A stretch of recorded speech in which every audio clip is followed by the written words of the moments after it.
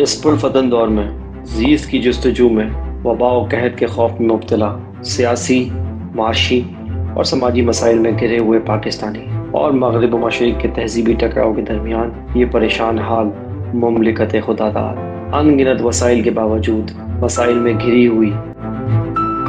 आखिर हक़ाइक़ हैं क्या? सच को तुतला देने वाले हक़ाइक़ व वाक़ियात, बेदारी शऊर और हक़ गोई फ़र्ज़ है इस कौम पर, क्योंकि यहाँ लगा हुआ है एक तुरफ़ा तमाशा।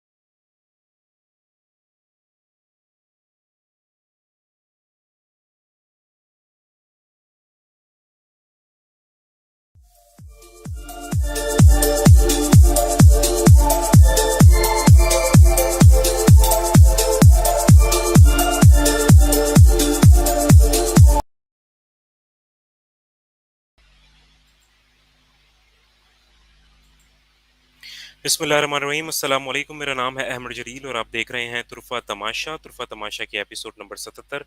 उम्मीद करता हूँ बिल्कुल खैरियत से होंगे, ठीक-ठाक होंगे, अपनी-अपनी ज़िंदगी में बहुत कुछ अच्छा कर रहे होंगे।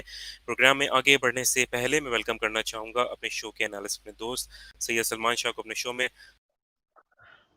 वालेकुम अस्सलाम अमर, बहुत-बहुत शुक्रिया।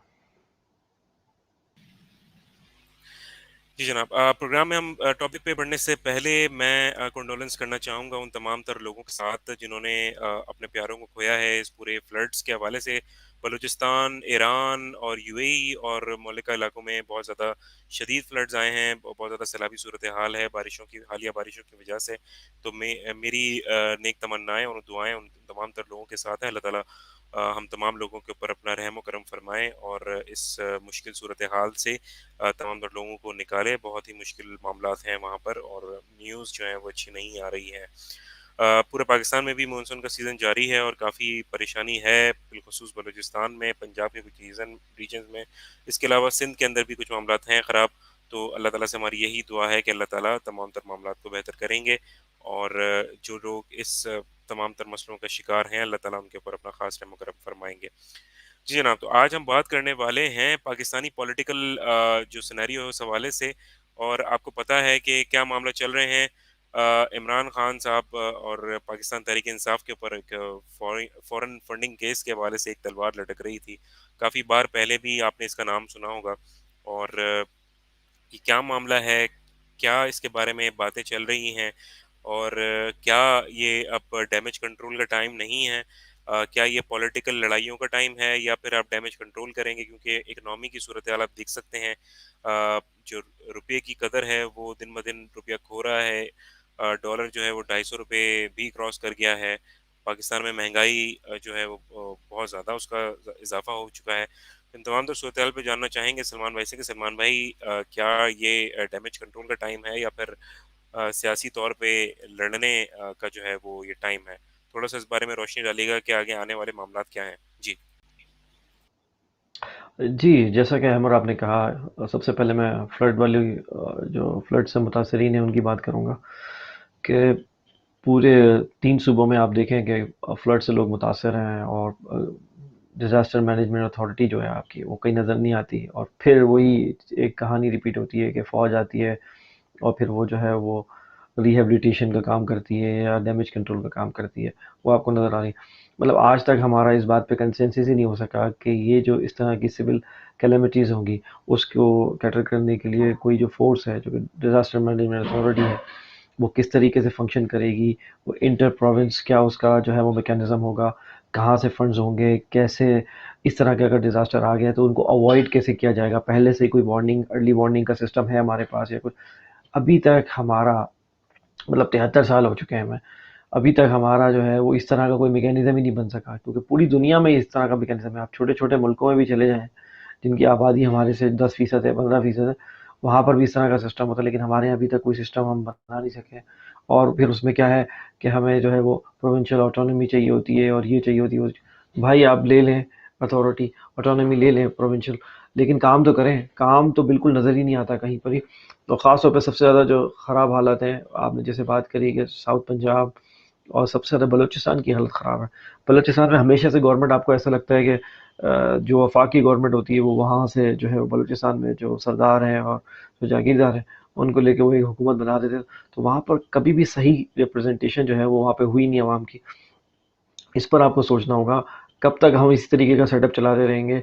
मतलब मुझे समझ में नहीं आ रही ये बात कि आए दिन हमें सिग्नल मिलता है जो है वो कुदरत की तरफ से, लेकिन हम सही नहीं हो रहे हैं।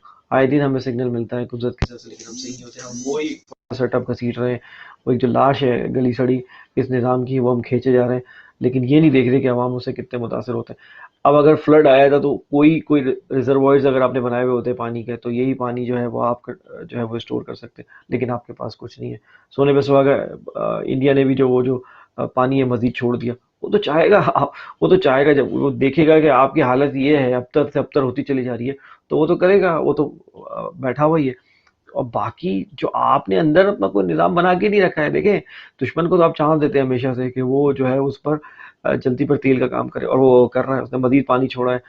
बलूचिस्तान की हालत अबतर है, पूरे पूरे गांव बह गए हैं, पूरी पूरी खड़ी फसलें खत्म हो चुकी हैं। आपने अभी तक कोई निज़ाम नहीं बनाया है, कब आप सोचेंगे? हम इस पूरे प्रोग्राम के तवज्जो से हम हमेशा ही बोलते हैं कि एक आपका इस तरह का कोई कॉम्प्रिहेंसिव सेटअप हो जिसमें ये सारी चीज़ें आएँ, और सिर्फ पॉलिटिकली हुकूमत बदलना, चेहरे बदल देना, वज़ीर आज़म बदल देना, चीफ मिनिस्टर बदल देने से कुछ नहीं होगा। निज़ाम को आपने बदलना पड़ेगा, इसमें स्ट्रक्चरल रिफॉर्म्स करनी पड़ेंगी। तो ये तो आपको करना पड़ेगा हर बार। हैविंग सेड दैट, जो आज का हमारा टॉपिक है कि डैमेज कंट्रोल। अब आप डैमेज कंट्रोल की अगर बात करते हैं तो यहाँ तक हम आ गए हैं 250 को टच कर गया। लास्ट प्रोग्राम में हम बात कर रहे थे 230 और 233 जी। पे डॉलर, यानी अगर एक हफ्ते और 10 दिन में 20-20 रुपए बढ़ेंगे तो आपको पता है कहाँ जाएगी? पिछले प्रोग्राम में मैंने आपको ये बात कही थी कि आप किस चीज़ का वेट कर रहे हैं कि डॉलर 300 रुपए को टच कर ले, तब आप बाहर आएंगे। मतलब जब आपके पास कुछ होगा ही नहीं करने को, मतलब आप बिल्कुल चौक हो चुके होंगे, पूरी इकोनॉमी चौक हो चुकी होगी, आपका इंपोर्ट बिल जो है पे आप डिफॉल्ट कर रहे होंगे, आपके ऑयल के बिल पे आप डिफॉल्ट कर रहे होंगे, तब आप बाहर आएंगे। आप बाहर कब आएंगे? और जाहिर सी बात है, आवाम कॉल का मुंतजर होती है कि लीडर कॉल दे तो हम आए आए। मुझे तो समझ में नहीं आ रहा ये, मतलब आप किस चीज़ का वेट कर रहे हैं? इससे ज़्यादा और क्या होगा? मतलब आपको पता है अगर 250 का आप डॉलर की बात करें तो 200 186 से आप शुरू हुए थे, 14 रुपए, और ये 50 रुपए, 64 रुपीज रुपी डेप्रिशिएट हुआ है। पाकिस्तान की हिस्ट्री में नहीं हुआ 73 साल की इस तेजी से कभी। मतलब डेस्परेट टाइम है तो डेस्परेट मेजर्स आपको लेने पड़ेंगे। ये नॉर्मल नॉर्मल तरीके से हल नहीं होगा मामला। खुदारा पिछला हमने पूरा प्रोग्राम इस पे ये किया कि जो इक्तसादी जो लागत है और कीमत है वो कौन अदा करेगा? आवाम अदा करेगी। डैमेज कंट्रोल का टाइम है। अब तो आप ऐसा करें कि आप डैमेज कंट्रोल करें, आप जो है उसको कम से कम करने की कोशिश करें जब तक कि नया सेटअप ना आ जाए। डैमेज कंट्रोल करने की तो कोई कोशिश करें।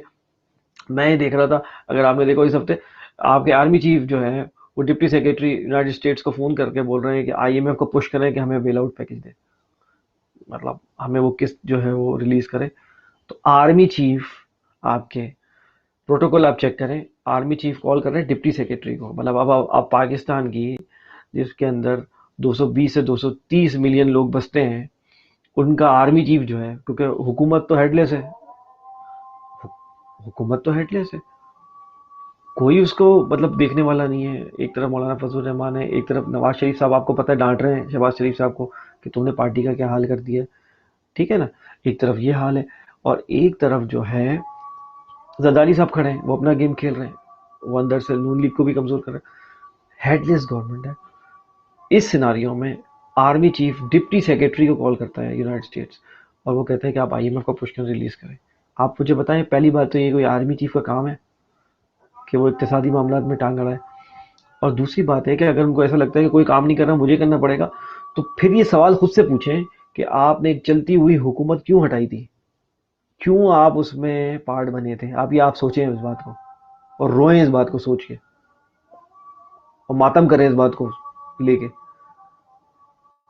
या आपने चलती हुई चीज क्यों खराब की थी। पाकिस्तान में ऐसी तबाही तो पूरी, ये देखिए 250 को टच करिए, ये उससे ऊपर जाने की चक्कर में आप कैसे रोकेंगे? आपके पास कोई मीन्स ही नहीं है।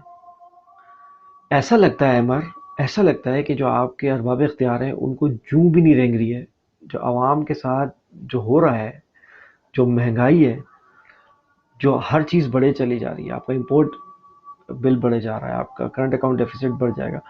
ऐसा आपके बैठे बैठे करते पड़ते ऐसा लग रहा है किसी को जूं नहीं रेंग रही है किसी के, तो कोई फिक्र नहीं है।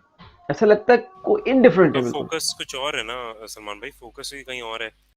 देखें उनका उनका फोकस भी कुछ और है, और उनको फर्क नहीं पड़ता। ऐसा लग रहा है आपको, देखें आप ये बेहिसी का जो आलम है ना, सबसे ज्यादा जो टीज कर रही है एक आम पाकिस्तानी को चीज, जो जो एक आम पाकिस्तानी को सबसे ज्यादा चीज जो तकलीफ दे रही है, वो ये है कि जिनको अरबाब इख्तियार आप बोलते थे, जिनको आपने मनसब पे बिठाया हुआ था, मसनद पे बिठाया हुआ था, उनको कोई फर्क नहीं पड़ता है अवाम किस मिजरी से गुजर रही है, कोई फर्क नहीं पड़ता है।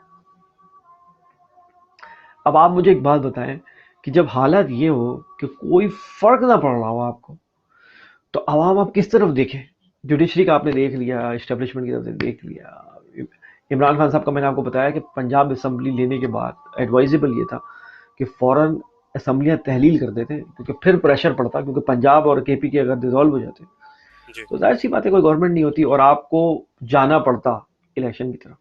लेकिन वही मसलियत अंगेजी है कि मसलियत से काम लिया जा रहा है कि देखिए, और आप, मैं बात बताऊं आपको, जितना आप मसलियत अंगेजी से काम लेते चले आएंगे, जितना आप इसको बोलेंगे नहीं अभी रुक जाओ थोड़ा रुक जाओ, एक के बाद एक स्कैंडल आएगा। और अभी जो आपने जो बात कर रहे हैं, हम बात कर रहे थे कि फाइनेंशियल टाइम्स का जो ये आर्टिकल आया है, और आपको पता है वेस्ट, और वेस्ट का जो मीडिया है आपको पता है कॉर्पोरेट मीडिया है। और मैं आपको एक और बात बता दूं, जो वेस्ट का जो ये कॉर्पोरेट मीडिया है वो इन्हीं के इशारों पे अमल करता है। इसी वक्त ये आर्टिकल आना, जबकि फॉरेन फंडिंग का केस की जो आपने बात करी कि तलवार लटक रही है और उसके ऊपर, और इमरान खान साहब का क्या प्ली है, इमरान खान साहब बोल रहे हैं कि सबके जो फॉरेन फंडिंग के केसेस आप एक साथ उसका फैसला दें ताकि पता लगे ना। नहीं, वो क्या कर रहे हैं, इलेक्शन कमीशन जो है आपका, जो कि इंतहाई बायस्ड है, सबको पता है ये बात, कोई ढकी छुपी बात नहीं है, वो क्या कर रहा है, वो पिन पॉइंट करके, और इमरान खान साहब, और उसी दौरान इसी असना में मीनवाइल ये आर्टिकल आ जाता है, सरफेस हो जाता है, जिसमें जो है ये basically financial times British back जो है वो बेसिकली एक अखबार है जो इकोनॉमी पे और बिजनेस पे लिखता है। और इसने ये देखें, आप टाइटल देखें, the strange case of the cricket match that help fund Imran Khan political rise. अब मैं थोड़ा सा इसका बैकग्राउंड बता दूं। टोटल जो फंडिंग है वो 2.1 मिलियन की है, ठीक है। और इमरान खान साहब ने भी अभी करीबी एयर वाई को एक इंटरव्यू दिया, उसमें उन्होंने बताया कि एक प्रोग्राम जो है लंदन में हुआ था, एक चैरिटी मैच हुआ था, समझ लें सेलिब्रिटी मैच जैसे होता है जिसमें आप फंड रेज करते हैं, और एक दुबई में एक बिजनेसमैन का डिनर हुआ था, उससे ये जमा हुए थे पैसे, ठीक है। लेकिन हमारा जो मेन स्ट्रीम मीडिया है जो कि बायस्ड है आपको पता है और किसी हद तक बिक भी चुका है, तो उनका क्या कहना है कि भाई इनको फंड कर दिया। और आपको पता है आम आदमी है, वो जाहिर सी बात है, वो रिसर्च और उसका स्पैन ऑफ अटेंशन कम है, वो नहीं पढ़ सकता। और ये कोई 2600 वर्ड से ऊपर का जो है आर्टिकल है, और हमारा स्पैन ऑफ अटेंशन जो है बहुत मुश्किल हो जाएगा ये तो आवाम के लिए। बहुत मुश्किल हो जाएगा। और कोई हमारे यहाँ ऐसी कोई, हमारे यहाँ मेन स्ट्रीम मीडिया कोई ट्रांसलेशन वाली सहूलत नहीं प्रोवाइड करता। बाकी पूरी दुनिया में ऐसा होता है कि अगर ऐसी कोई चीज़ आती है तो आम आवाम की आसानी के लिए वो पूरा ट्रांसलेट करके उसके मेन जो जो चीज़ा चीज़ा नुकात है वो बताए जाते हैं। ठीक है ना। तो मैं इक्तसाबात हम आगे भी शेयर भी करेंगे इक्तसाबात एक एक करके, लेकिन पहले मैं थोड़ा सा बैकग्राउंड बता दूं कि ये इस वक्त आ जाना फॉरेन फंडिंग का केस जब लिखा हो, और जबकि मौलाना फजल रहमान और शहबाज शरीफ और सब वो इस बात को पुश कर रहे हो, इलेक्शन कमीशन को, अपने ही इलेक्शन कमीशन को पुश कर रहे हो कि आप इस पे फैसला दें, आप इस पे कहने कहने का मतलब ये, और करना क्या चाह रहे हैं देखें। इमरान खान साहब को भी ये बताना ही चाह रहे हैं आवाम को कि इमरान साहब खान साहब जो कि सब बोलते हैं कि भाई करप्ट नहीं है ये बंदा, उनको भी उसी लीग में डालना चाह रहे हैं कि देखिए ये भी करप्ट है। दो चीजें आज के प्रोग्राम के हवाले से हम क्लियर अपने व्यूअर्स को बताना चाहेंगे। देखें, ये अभी हम आके अभी आपको तफसील से बताएंगे ये करना क्या चाह रहे हैं कि इनको जो करप्ट लोग हैं उनकी लीग में डालना चाह रहे हैं इमरान खान साहब को। तो उनकी जो क्रेडिबिलिटी है उसको डैमेज करना चाह रहे हैं सबसे पहले इस आर्टिकल और इसके बेस पे जो करना चाह रहे हैं। दूसरी चीज ये करना चाह रहे हैं, वो ये करना चाह रहे हैं कि देखें देखें हम आप में सभी नंगे हैं, ये देखें आप, अगर हम करप्ट है तो ये भी करप्ट है। जो चीज बता नहीं रहे वो इस आर्टिकल के हवाले से, वो ये है कि ये जो फंडिंग है, ये जो पॉलिटिकल फंड रेजिंग हुई थी, ये पीटीआई के अकाउंट में आई थी, इमरान खान साहब की कोई पर्सनल यूज में नहीं आई थी, ये पॉलिटिकल। और जब आई थी पीटीआई के अकाउंट में तो जाहिर सी बात है सारी चीज अकाउंट फॉर हुई है, सब चीजों का हिसाब किताब है पीटीआई के पास। ठीक है। तो ये पर्सनल यूज के लिए नहीं आई थी, ये इवन फील्ड अपार्टमेंट्स नहीं थे कि आप मनी ट्रेल नहीं दे सके अपने पर्सनल अपार्टमेंट में, आप मनी ट्रेल नहीं दे सके। या ये जो शहबाज शरीफ साहब की जो आपकी जो मकसूद चपड़ासी और ये वाला मामला था, ये ऐसा नहीं था कुछ।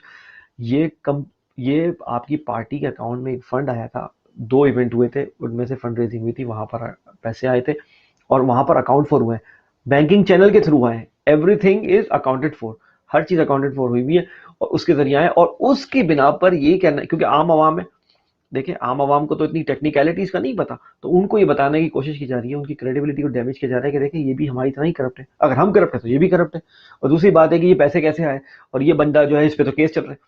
ये जो इवेंट हुए थे और जो भी पैसे आए थे उस वक्त इस बंदे पे, ये जो आरिफ नकवी, उस पर कोई केस नहीं था। एक बात मैं आपको पूरा क्रोनोलॉजिकल ऑर्डर में इसलिए बता रहा हूँ कि आवाम को समझ में आ जाए, उस वक्त इस पर कोई केस नहीं था। ठीक है। दूसरी बात, ये एक इवेंट ऑक्सफोर्ड शायर में हुआ। ठीक है। ऑक्सफोर्ड शायर इंग्लैंड में एक चैरिटी मैच हुआ, इमरान खान साहब भी थे वहां पे, और वो शौकत खानम और पीटीआई के लिए फंड रेजिंग करते आए, और ये बंदा बहुत पहले से फंड रेजिंग करता आया है इनके लिए। वो और एक इवेंट दुबई में हुआ जो बिजनेसमैन का डिनर था, उससे रेज हुआ। ठीक है। और उससे ये पैसे आए, टोटल 2.1 मिलियन की अमाउंट है, जो कि अगर आप देखा जाए तो पीटीआई और शौकत खानम के लिए कितना अमाउंट रेज कर चुके हैं। मेरे ख्याल में अगर ये बात वजह होगी कहना, इमरान खान साहब मेरे ख्याल में सबसे बड़े फंड रेजर हैं चैरिटी के लिए पाकिस्तान के। बिल्कुल ऐसे, अगर बिल्कुल ऐसे। बिल्कुल पाकिस्तान की अगर हिस्ट्री पर आप नजर डालें तो सबसे ज्यादा फंड रेज करने वाले पाकिस्तान के लिए और कॉजेज के लिए वो इमरान खान साहब है, इसमें कोई डाउट नहीं है अगर आप अमाउंट को जमा कर ले तो। अब ये इसका कॉन्टेक्स्ट है, आपको पहले समझना पड़ेगा कि करना क्या चाह रहे हैं। इसको लाके इलेक्शन कमीशन को पुश करके आप पे तलवार लटकाई थी, अब बोल रहे हैं कि भाई ये तलवार चला दो आप। और बाकियों के जो फंड रेजिंग के हैं, जिनकी फंड रेजिंग का पता ही नहीं है। अच्छा, बाकियों की फंड रेजिंग जो है वो मैं आपको बताऊं, उसे एक कहते हैं, एक टर्म यूज होती है, वो कहते हैं क्रोनी कैपिटलिज्म। क्रोनी कैपिटलिज्म क्या होता है अहमर, कि बिजनेसमैन को, और इंडिया में भी होता है, जो मोदी भी ये कर रहा जी। है आजकल, आपको पता ही होगा कि वो क्या करते हैं, जो बिजनेसमैन होते हैं, टाइकून्स होते हैं, उनके साथ मिला वो आपको फंड करते हैं इलेक्शन कैंपेन के लिए। और वो इसलिए आपको फंड करते हैं कि जब आप पावर में आ जाएंगे तो बड़े बड़े प्रोजेक्ट्स, टेंडर्स आप उनको दे दिया करेंगे। मतलब उनके साथ आपकी एक पहले से ही अंडरस्टैंडिंग हुई होती है कि मैं हुकूमत में आऊंगा और आपके साथ पार्टनरशिप करूंगा, बड़ी बड़ी चीजें आपको दे दूंगा। ठीक है ना। तो ये क्रोनी कैपिटलिज्म कहलाता है। बाकी जो पार्टियां हैं, पीपल्स पार्टी हो गई या पीएमएलएन हो गई, ये क्या करते हैं, ये क्रोनी कैपिटलिज्म पे काम किया। इनको बताएं कि सारा आप जो है ना अपना ऑडिट करवाएं कि आपको किस किसने और कितना कितना दिया। इनके पास पॉलिटिकल फंड रेजिंग का तो कॉन्सेप्ट था ही नहीं। तो इमरान खान साहब इंट्रोड्यूस कराया कि हर बंदा कोई $10 दे रहा है अमेरिका से, कोई बरतानिया से 100 पाउंड दे रहा है, एक इंडिविजुअल भी कर रहा है, और पूरा वो उनके अकाउंट में आके गिर रहा है पीटीआई के, और पूरा हिसाब किताब है, मनी ट्रेल है, बैंकिंग चैनल सारा। ये क्या करते हैं, ये तो चलते थे क्रोनी कैपिटलिज्म पे कि इंडिविजुअल्स, बिजनेस टाइकून को ये बोलते थे कि आप हमें जो है वो फंड रेजिंग करें और हम आपको इक्तदार में आके आपको बड़े बड़े प्रोजेक्ट्स देंगे, आपको बड़ी बड़ी चीजें देंगे, आपको चीजें अलॉट कर देंगे, लैंड्स अलॉट कर देंगे। ये करते थे, ये होता है क्रोनी कैपिटलिज्म। ठीक है। ये करते थे। और ये इमरान खान साहब को, जिन्होंने ट्रांसपेरेंसी का आगाज किया इसमें पॉलिटिकल फंड रेजिंग में, उन पे क्वेश्चन कर रहे हैं कि ये आपको किसने दिया, और जिसने दिया है वो तो बंदा वो जो है ना, उस पर तो केस चल रहे हैं जी। उन पे केसेस का आगाज 2018-2019 में हुआ है। अब मुझे पता है, मैं यही था यूएई में, जब आबराज ग्रुप का जो है ना, जब आबराज ग्रुप पे सवाल आना शुरू हुआ था 2018-2019 में। ठीक है, अब हम आते हैं इस आर्टिकल्स के इक्तसाबात की तरफ, जो कुछ चीजें हैं, क्योंकि बहुत बड़ा आर्टिकल है, हमने कुछ इक्तसाबात आपसे शेयर करने हुए। अब ये पहले तो ये करें कि जो क्रोनी कैपिटलिज्म था, ये इनको भी, जो आरिफ नकवी साहब से जो इनका जो रिश्ता है वो भी देख लें। आरिफ नकवी साहब ने लॉबी किया, ठीक है, ये जो हमने हाईलाइट किया हुआ आपको बताया हुआ है, और 20 मिलियन की पेमेंट की पाकिस्तानी पॉलिटिशियंस को। ठीक है, सही। 20 मिलियन की। इमरान खान साहब पे जो केस की बात कर रहे हैं वो है 2.1 मिलियन। ये बात हो रही है उससे 10 गुना ज्यादा, 20 मिलियन। जी। तो अगर आपने बात करनी है तो फिर आप पूरी बात करें। ठीक है, कि फंड रेजिंग की बात करनी है तो क्या ये फंड रेजिंग हलाल थी और वो फंड रेजिंग हराम है? तो फिर आप पूरी बात करें। 20 मिलियन उन्होंने, ठीक है, पाकिस्तानी पॉलिटिशियंस को दिए। पहले तफसील निकालें, ब्रेकअप दें उसका कि किस किस पॉलिटिशियन को हम कितने दिए थे 20 मिलियन में, ताकि दूध का दूध पानी का पानी हो जाए। ठीक है जी, आगे जी, आगे वाला आगे एक्स्ट्रा जो इख्तिसाबात देखते हैं, जो मजीद इख्तिसाब हमने निकाले वो देखते हैं, एक्सर्ट्स जी। अब इनको जो है अरेस्ट किया गया लंदन में, हीथ्रू पे, 2019 में। ठीक है जी, और मतलब यूएस ने इन पे चार्जेस लगाए थे। कि मैं आपको एक और बात बता दूं, जरा व्यूअर्स को एक कॉन्टेक्स्ट में आप एक बात करें। देखें, जब भी कोई पाकिस्तानी आगे बढ़ने की कोशिश करता है, मैं हिस्ट्री बताऊं आपको, बीसीसीआई बैंक, ठीक है, भुट्टो के दौर में, उसके साथ क्या गया, उस पर भी एलिगेशन और चार्जेस लगा के उसको बिठा दिया गया, आगा हुसैन आबदी, सबको पता है वो बात। उसके बाद हमारे अभी करंट एक हमारे बड़े अच्छे पाकिस्तानी हैं, मीर मैक अली खान, आपने इंटरव्यू भी मीर किया मोहम्मद अली जी। जी। वो भी वॉल स्ट्रीट पे उन्होंने अपना बैंक बनाया था। उनके साथ भी क्या हुआ आपको पता है, कि उनके इंटरव्यू में उन्होंने आपको भी ये बात बताई थी, और वैसे उनकी प्रोफाइल पे पूरी चीज पड़ी। उनके साथ भी क्या क्या, जरा कोई पाकिस्तानी आगे जाने की कोशिश करता है, इनको हजम नहीं होता। और ये उसके बीसीसीआई बैंक, आगा हसन अब्दी की मैं बात कर रहा हूँ, और ये मीर मोहम्मद अली खान की बात कर लें आप, और ये इसकी बात कर लें। हमें नहीं पता, हम कोई एडवोकेसी नहीं कर रहे हैं, हम कोई इनकी वकालत नहीं कर रहे। इनके जो केसेस हैं वो वहाँ ट्रायल होंगे। हम ये कह रहे हैं कि जब इन पे कोई केसेस नहीं थे, जब इन्होंने पॉलिटिकल फंड रेजिंग करी, और जो जो पूरी दुनिया में, अगर आप अमेरिका की सिस्टम की बात करें तो वहां तो वेस्टेड इंटरेस्ट होते ही होते हैं। मतलब जो इंटरेस्ट ग्रुप होते हैं वो तो आपको फंड करते ही करते हैं, उनको तो कोई नहीं बोलता। और आप हर बात में मिसाल दे रहे होते हैं, वेस्टर्न डेमोक्रेसी की ट्रांसपेरेंसी कितनी है वो। यहाँ पर उन्होंने एक फंड रेजिंग करी, बैंकिंग चैनल से पैसे आए। अब आपको पता है क्या बोल रहे हैं, इलेक्शन कमीशन क्या बोल रहा है, हम आप अगले एक्सपर्ट में दिखाते हैं। अच्छा, ये यूएस से चार्जेस लगाए, और उनको करा है कि अगर चार्जेस प्रूव हो गए तो उनको 291 साल की जेल होगी, 291 ईयर्स की जेल होगी। आप ये देखें, फाइनेंशियल टाइम्स के। अच्छा, अब हम आगे बढ़ते हैं। अच्छा भाई, क्या हुआ, इमरान खान साहब ने वही बोला है कि आ, ये पीटीआई के खिलाफ तासुब हो रहा है, वो ठीक है। और दूसरी बात जो है, मैं ये फिगर भी आपको मैंने हाईलाइट की है, 2.12 मिलियन की, जिसकी हम बात कर रहे हैं। और ये जो आरिफ नकवी हैं, इन्होंने देखे हैं पूरा ये जो एक्नॉलेज किया है, कि जो मैंने आपको बताया ऑक्सफोर्ड शायर में जो इवेंट हुआ था, वुटन क्रिकेट, ये एक जो है वो अकेडमी बनाई हुई है इन्होंने, एक कंपनी भी है जो फंड रेजिंग करती है, कि उन्होंने कोई रॉन्ग डूइंग नहीं की है। और उन्होंने ये कहा है कि मैंने ये फंड किसी भी नॉन पाकिस्तानी से कलेक्ट नहीं किए, सारे पाकिस्तानी से कलेक्ट किए, और किसी प्रोहिबिटेड मीन से भी कलेक्ट नहीं किए। मतलब सीधा उन्होंने इलेक्शन कमीशन को जवाब दे दिया कि जो तरीका है फंड रेजिंग का, मैंने उस तरीके से फंड रेज किया, नॉन पाकिस्तानी से भी नहीं लिया। ठीक है, और ये करके दिया। इलेक्शन कमीशन पता है आपको क्या पूछ रहा है? इलेक्शन कमीशन आरिफ नकवी से पूछ रहा है कि भाई आपकी मनी ट्रेल बताएं, आप कैसे कमाते हैं। मतलब ये इस कदर मजायका खेज बात है। यहां पर इवन फील्ड अपार्टमेंट में जिस बंदे ने पैसे बनाए हैं करप्शन से, आप उससे मनी ट्रेल नहीं ले पा रहे हैं, भाग गए सब। जरदारी साहब से आप सिरे महल का नहीं पूछ सकते, स्विट्जरलैंड से जो अकाउंट पैसे ट्रांसफर हो उसका नहीं पूछ सकते आप, फजल रहमान के जो केसेस है आप उसका नहीं पूछ सकते। ठीक है जी, शहबाज हमजा शहबाज की कमर में फिर दर्द हो गया, बाय द वे आपकी इतला के लिए अर्थ है।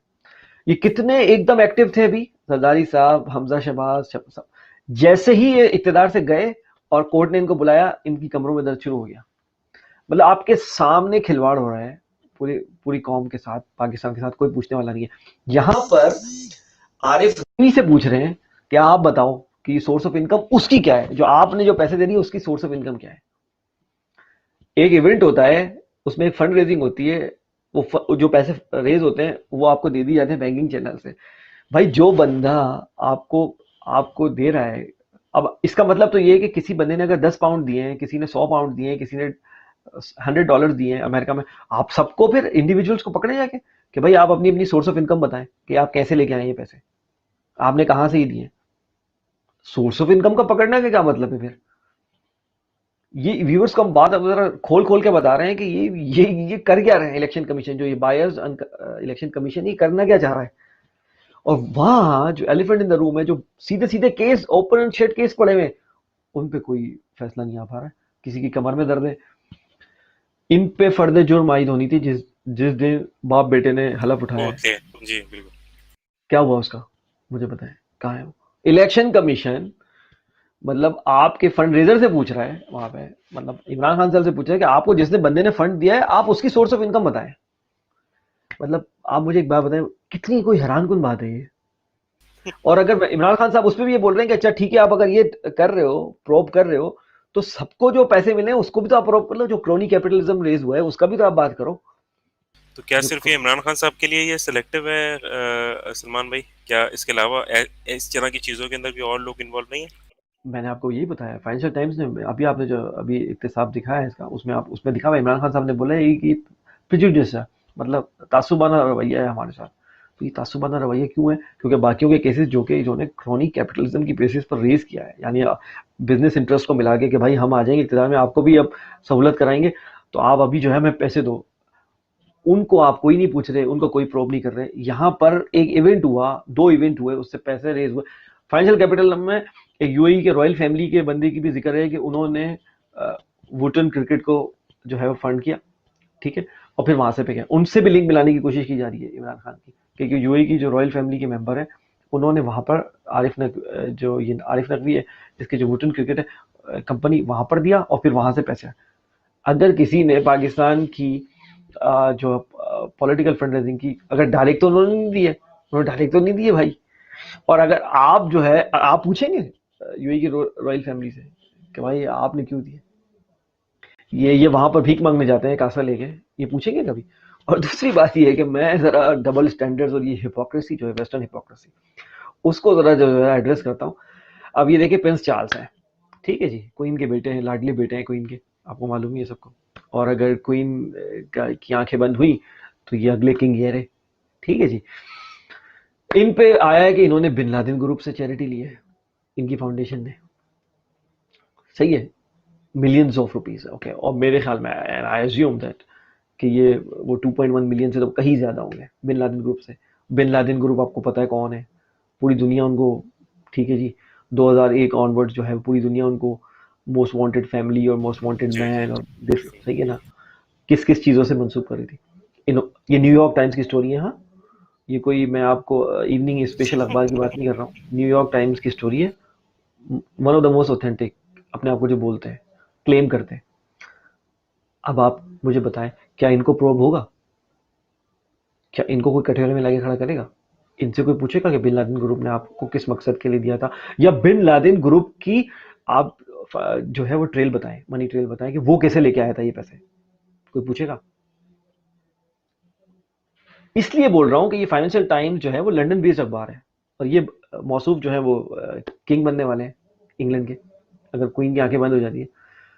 एक ही जगह से दो स्टोरीज जो है वो इमर्ज करती हैं, और एक पे आप बोलते हो कि जो पॉलिटिकल फंड रेजिंग है, जो पॉलिटिकल फंड रेजिंग के नाम पर एक चीज आ रही है, बैंकिंग चैनल से आ रही है, अकाउंट फॉर उसको आप पूछो। और यहां पर जो है आंखें बंद करो, देखिए इसकी टाइमिंग बड़ी इंपॉर्टेंट है। इमरान खान साहब को उलझाना है इन मामलों में, जबकि इमरान खान साहब को एक सेंस ऑफ अर्जेंसी होनी चाहिए कि पाकिस्तान जिस तेज़ी से तनज़ुली का शिकार हो रहा है, जो इक़्तिसादी हमारे जो केपीआईज़ हैं वो जिस तरीके से नीचे जा रहे हैं, और वो जो बता रहे हैं, इन चीज़ों में आप इन्वॉल्व नहीं हो सकते। आपको जल्द से जल्द वो एक्शन लेने के जो कि लेने हैं आपको, और लेने क्या है आपको जल्द से जल्द ये असम्बलियाँ तहलील करनी है और अगले इलेक्शन पे जाना है। आप एक एक दिन आप पे भारी है, हम पिछले प्रोग्राम में बोल चुके हैं, आवाम पर भारी है। ये एक के बाद एक स्कैंडल में आपको उलझाते चले जाएंगे, और आप जो है वो डिफेंसिव होते जाएंगे। इमरान खान साहब आप जी डिफेंसिव हो जाएंगे, देखिए अब वो डिफेंसिव होते जाएंगे, क्योंकि अब आपको एविडेंस देने, आप डिफेंसिव हो गए, भाई ये केस निपटाना है। वो असल जो मुद्दा है वो वहीं का वहीं पड़ा हुआ है, यानी पाकिस्तान नीचे जा रहा है, पॉलिटिकल अनसर्टेनिटी है, इंस्टेबिलिटी है, वो तो है ही है। हम पीछे से पीछे चले जा रहे हैं। तो आप मुझे बताएं कि अब इमरान खान को डिसाइड नहीं कर लेना चाहिए कि इससे निकलने का एक ही तरीका है कि हम इलेक्शन की तरफ जाएं, ना कि इन्हीं चक्रों में फंसे रहें, क्योंकि ये फंसाते चले जाएंगे। अब देखें, मतलब वेस्टर्न, जो आपको पता है, मैंने डबल स्टैंडर्ड्स और हिपोक्रेसी की तो हम मिसालें देते रहते हैं कि वो कैसे हमारे साथ करते रहते हैं, क्या क्या करते रहते हैं। आर्मी चीफ हमारा जो है वो डिप्टी सेक्रेटरी को कॉल करता है और कहता है आईएमएफ को पुश करो, हमारे को इंस्टॉलमेंट दे दें। तो यही यहाँ बात पर इमरान ये खान साहब ने हाईलाइट की ना, अरशद शरीफ को जब वो इंटरव्यू दे रहे थे, उन्होंने कहा कि अगर कोई किसी भी मुल्क का आर्मी चीफ अगर पुश कर रहा है तो उस फेवर के रिटर्न में बहुत सी चीजें मांगी जाएंगी, तो उस उन तमाम बिल, चीजों में क्या होगा। बिल्कुल मानी जाएगी। अब बेसिकली पता है क्या कर रहे हैं आप बोल रहे हैं कि अगर हम आपके कैंप में आ ही गए और आपने रिजीम चेंज के नतीजे में अपने आप को घसीट ही लिया है, ड्रैग कर ही लिया अपने कैंप में, तो प्लीज हमें बेल आउट कर दें। अमेरिका, देखें देखें, जो स्लेव्स होते हैं ना, स्लेव्स, उनका ट्रीटमेंट स्लेव्स वाला ही होता है। मैं आपको एक बात बताऊं, बड़ी हार्श बात कर रहा हूँ, स्लेव्स का ट्रीटमेंट स्लेव्स वाला ही होता है। आप कैंप में भी चले गए तब भी आपको बेल आउट नहीं दे रहे हैं वो, उस पर भी वो कंडीशंस पे कंडीशंस पे कंडीशंस पे कंडीशंस लगाए जा रहे हैं। और अभी ये खुददारी से आप अगर रशिया की तरफ चले जाते, वहां से सस्ता ऑयल ले लेते, करेंसी स्वैप कर लेते, लोकल करेंसी में ट्रेड कर लेते, आप बेटर ऑफ होते। ना आपको किसी के आगे कशकोल फैलाने की जरूरत थी, ना लॉन्ग टर्म में आप निकल जाते चाइना और अपने दोस्त ममालिक की मदद से। अभी आप क्या है, अभी आपने गुलामी चूज करी। अब आपको एक के ऊपर एक कंडीशन लगाते जाएंगे, माशी हालात आपके अब से अबतर होते चले जाएंगे। और हालात, और इमरान खान साहब को ट्रैप किया जा रहा है। मैं आपको बता रहा हूँ, ये जो आर्टिकल हमने आज खोल के बताया है, ब्रेकअप बताया, इसका पूरा कॉन्टेक्स्ट बताया है, कहानी बताई है, इनको ट्रैप करने की कोशिश की जा रही है। अगर इलेक्शन कमीशन ने इस पर दे दी, ठीक है, और फॉरेन फंडिंग केस में रूलिंग आ गई, आप एक और ट्रक की बत्ती के पीछे लग जाएंगे। मैं आपको बता रहा हूँ, बिल्कुल उसमें से ऐसे। निकलना है और पूरी कौम दिख जाएगी। और आप भूल जाएंगे कि आप जा रहे थे एक ग्रेटर कॉज की तरफ, जो कि है कि इलेक्शन आप साफ शफाफ कराएं और इस मुल्क को हिजान से निकालें। ये जो हिजानी सिचुएशन है, इससे आप बाहर निकालें मुल्क को, और ताकि केपीआईज आपके पॉजिटिव होना शुरू हो, और उसके बाद आप माशी जो पैकेज है, जो इमरजेंसी है, वो लगाकर इस मुल्क को निकालें इससे। लेकिन आपको एक के बाद एक चीजों में उलझाया जा रहा है। ये मैं कंक्लूड इस बात पे कर रहा हूँ कि इमरान खान साहब को ये ट्रैप है, इमरान खान साहब के लिए। अब इमरान देखना ये कि इमरान खान साहब जो है वो इस पूरे क्राइसिस से उन्होंने कितना सीखा है, क्या वो इस ट्रैप को समझ पाते हैं, इससे निकल पाएंगे, या वो। देखिए, आरिफ नकवी साहब की हम कोई वकालत नहीं कर रहे, अगर उन पे केसेस हैं, वो प्रोब हो रहे हैं, तो उनको प्रोब होने दें, हम उनकी बात नहीं कर रहे हैं। हमें इसमें, मतलब इसमें उलझाने की जरूरत नहीं है। आरिफ नकवी साहब पे अगर कोई हो रहा है बात, वो अपना जवाब दें। हम उनकी फेवर में, ना हम उनके अगेंस्ट है। लेकिन जब उन पे कोई केस ही नहीं था, और उस जमाने में एक फंड रेजिंग हुई, पॉलिटिकल फंड रेजिंग उस नाम से हुई, और वहां से पैसा आ गया, अब आप बोल रहे हैं कि आप उनको बताएं आप कहां से आया था आपको। तो ये तो कोई अजीब सेंसलेस। सी, इसका मतलब है कि फिर सबको आप बताएं ना, जो क्रोनी कैपिटलिज्म की बेस पे इन्होंने जो पैसा रेज किया वो बताएं। और दूसरी बात है, एक पाकिस्तानी अगर $100, $100, $100 भेजता है, तो फिर आप बताएं, फिर उसका भी मनी ट्रेल दिखाएं कि भाई आपने कहां से अर्न करके भेजा ये। तो ये अजीब, ये आप कर सकेंगे? ये तो आप नहीं कर सकते फिर। इम्पॉसिबल। या तो आप क्लियर लॉ बना दें कि भाई आप अगर किसी से लेंगे पैसे तो उसकी ये शराइत होंगी, ये या तो आप डिफाइन करें फिर, वरना ऐसे पॉलिटिकल फंड रेजिंग तो नहीं हो पाएगी। तो ये इमरान खान साहब के लिए अहमद एक बहुत बड़ा ट्रैप है, समझना पड़ेगा। और मैं आपको फिर बार बार बोल रहा हूँ, जो लैक हमें नजर आ रहा है इस पूरे सेटअप में, वो ये है कि कोई सेंस ऑफ अर्जेंसी नहीं है, कोई जल्दी नहीं जी। है। बेहिसी से काम लिया जा रहा है। आवाम की जो मिजरी है, अब चाहे फ्लड्स उसको वाले इग्नोर किया जा रहा है। मुतासिर, उनको इग्नोर किया जा रहा है। ये जो माशी बदहाली में हम जाए जा रहे हैं दिन में, बिल्कुल इससे जो है चशमपोशी इख्तियार की जा रही है। और मैं आपको बता रहा हूँ, ये एक डिजास्टर की तरफ हम जा रहे हैं। खुदारा, इतने लोग दुआई दे रहे हैं कि कोई तो सुने, कोई तो सुने, कोई तो सुने, लेकिन कोई सुनने वाला नहीं है। किसी को सेंस ऑफ अर्जेंसी नहीं है, सब बेहिसी में बैठे हुए, क्योंकि देखें किसी को फर्क नहीं पड़ता। जो आवाम है बेसिकली, उसको फर्क पड़ रहा है। तो बेसिकली अल्लाह ताला से दुआएं है कि किसी को ये हाँ, समझ और अकल दे, और हाँ, इससे हम ईमान निकालें, और इमरान खान साहब को वो सेंस ऑफ अर्जेंसी आए, ताकि वो समझें कि ये उसको जल्दी करना है, क्योंकि अदरवाइज इनको एक से एक चीजों में ये उलझाते चले जाएंगे। ये इनका प्लान है। और ये इस तरह, और वेस्टर्न मीडिया जो है वो कॉर्पोरेट मीडिया, आपको पता है ये सब लिंक है। और ये एक एक चीज आती चली जाएगी, ऐसी ऐसी चीजें आएंगी जो आपने कभी सुनी भी नहीं होंगी, और आती चली जाएंगी, और इमरान खान साहब इसमें इन्वॉल्व होते चले जाएंगे। मुशीर इतने कोई ज्यादा समझदार है नहीं उनके गिर्द, हम अक्सर बात कर चुके हैं, मतलब इतने कोई ज्यादा समझदार है नहीं। तो वो ज्यादातर जो वो है, वो अपनी जो है वो दानिश से काम लेते हैं, अपने कॉन्शियसनेस के मुताबिक डिसीजन लेते हैं।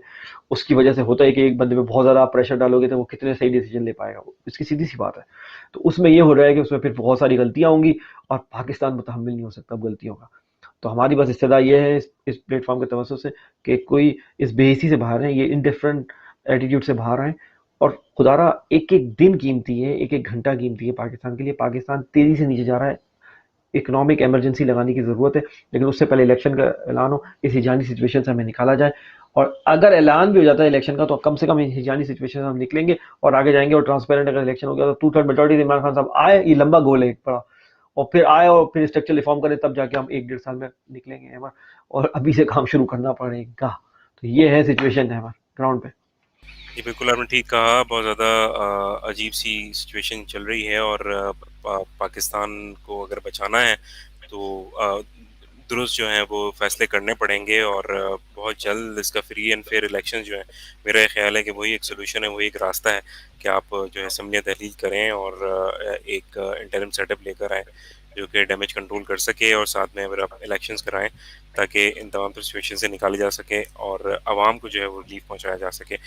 Thank you so much Salman भाई कि आपने काफ़ी इन डेप्थ आपने इस बारे में बात की और जो भी सिचुएशन चल रही है इसके बारे में क्लियरली लोगों को बताया ताकि लोग अवेयर हो सकें। आज के एपिसोड आप तमाम लोगों को कैसी लगी बिल्कुल ज़रूर बताइएगा। हमारा फेसबुक पर पेज है facebook.com/तुरफ़ा-तमाशा। आप इसके ऊपर हमें बता सकते हैं। इसके अलावा ट्विटर पे आप हमें फॉलो कर सकते हैं twitter.com/तुरफ़ा-तमाशा, ये हमारा ट्विटर हैंडल है। सलमान भाई को ट्विटर पर फॉलो करने के लिए आप उनकी Twitter ID Salman Shah underscore Syed पे फॉलो कर सकते हैं, जबकि मुझे फॉलो करने के लिए आप मुझे अहमद जलील पर फॉलो कर सकते हैं। अगर आप मेरे आर्टिकल्स पढ़ना चाहें तो ahmedjalil.com के ऊपर आप जा सकते हैं। अपना फीडबैक हमें ज़रूर दीजिएगा, इस स्ट्रीम को तमाम तर लोगों से शेयर कर दीजिएगा। आज तक के लिए इतना ही, अपना बहुत ख्याल रखिए। This is Ahmad Jalil signing off along with Syed Salman Shah from the platform of Turfa Tamasha, Pakistan जिंदाबाद। इस पुरफतन दौर में जीस की जस्तजू में वबा व कहत के खौफ में मुब्तला सियासी